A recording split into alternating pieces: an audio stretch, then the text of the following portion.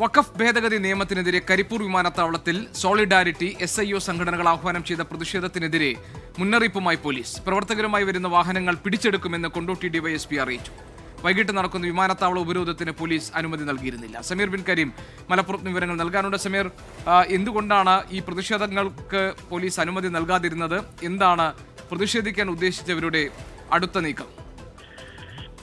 ജിക്ക് ഇന്ന് വൈകുന്നേരം 3 മണിക്ക് ശേഷമാണ് വഖഫ് ഭേദഗതി ബില്ലിനെതിരെ സോളിഡാരിറ്റിയും SIOയും ഈ കരിപ്പൂർ വിമാനത്താവളം ഉപരോധിക്കാൻ വേണ്ടി തീരുമാനിച്ചത്. ഇതിന്റെ അടിസ്ഥാനത്തിലാണ് വിഷയത്തിൽ പോലീസിന്റെ ഇടപെടൽ ഉണ്ടായിരിക്കുന്നത്. പോലീസ് പറയുന്നത് ഇത്തരത്തിലുള്ള ഒരു സമരം അത് എയർപോർട്ടിന്റെ പ്രവർത്തനങ്ങളെ ബാധിക്കും, മാത്രമല്ല യാത്രക്കാരെയും ബാധിക്കും, വിമാനത്താവളത്തിലുള്ള യാത്രക്കാർക്കും തടസ്സമുണ്ടാകുന്ന ഒരു സാഹചര്യം ഉണ്ടാകും.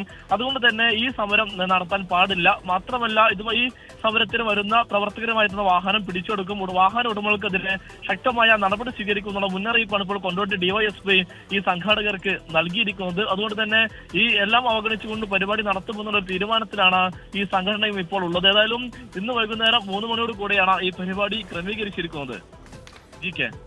സമീർ ബിൻ കരീം ആണ് വിവരങ്ങൾ നൽകിയത് മലപ്പുറത്ത് നിന്ന്.